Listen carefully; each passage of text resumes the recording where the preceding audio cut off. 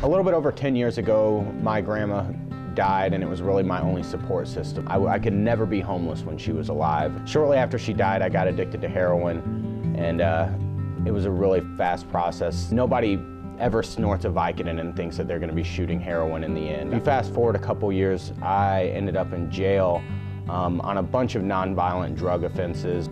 I remember sitting in A block and looking at this first piece of paper that says, as long as I signed guilty, they promised they wouldn't give me over 10 years in prison. And that really shocked me. When I was doing heroin, I didn't care about the next 10 years. I really just wanted to get through the second. And then when I'm sober and in jail, I see this 10 years on a piece of paper, I really realize, like, this is real, and I'm pretty screwed here.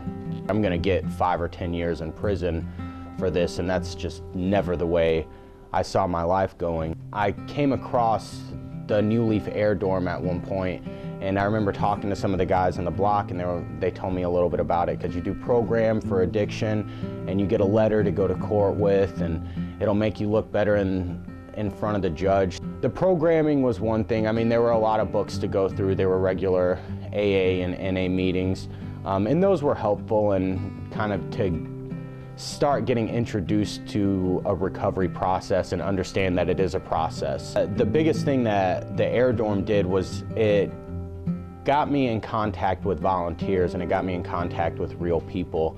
A lot of the criminal justice system can be extremely dehumanizing.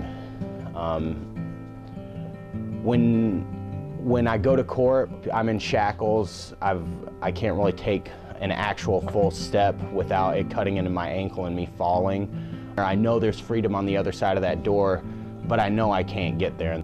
And when you're in court, people talk about you. Nobody talks to you. Nobody looked me in the eye until after my sentence, which is really painful, and that is probably the most dehumanizing thing. I know that I'm a person. I know that a bunch of bad crap has happened, and that I've handled it wrong, and that I've made mistakes. And I also know as a person that I can bounce back from those mistakes, but nobody will talk to me or look at me long enough to find that out about me. That was where New Leaf came in, and talking to volunteers and talking to people who would actually sit there and listen to your story. I was lucky enough to get out of jail pre-trial. I was out on bond, but I was homeless when I got out. And the day I got out, I called Tanya and let her know, and the next morning she met me with a bag of clothes and a bag of hygiene products.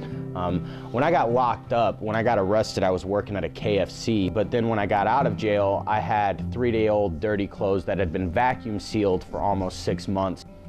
It's hard to be confident when you smell like 6-month-old chicken. Because when you get out of jail, there's so much to do. I mean, there's AA meetings, there's probation meetings. If you're on parole, there's parole meetings.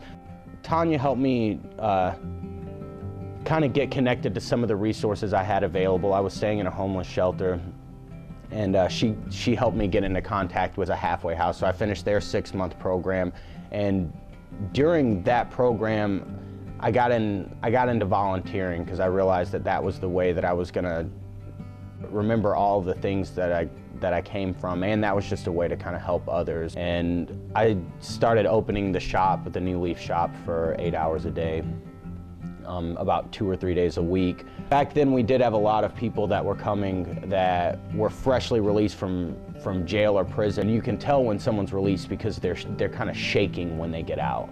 And there's just so much opportunity. People aren't used to that. We could at least kind of push them towards resources, push them towards looking for work, and a lot of times we were that positive support network, and I could be a part of that positive support network, and everything that I did for other people taught me more and more how to deal with myself and how to succeed myself. Another thing that a New Leaf volunteer did, he actually sat down and made me register for this class. And I'm so grateful, because I got into Ivy Tech and I took a creative writing class, which is a lot of what I was interested in. And I just worked full-time and went to school full-time and paid for Ivy Tech myself. And I ended up getting back into IU, and now I'm gonna go to grad school. I'm on my way, man. There's no turning back. A new leaf, a new life, a wanna make a difference daily, giving back for the fight. I'm on my way, man. There's no turning back. A new leaf, a new life, a whole different path. I'm on my way, man. I'm sick of that life. I wanna make a difference daily, giving back for the fight. And after many mistakes, now it's time for a change.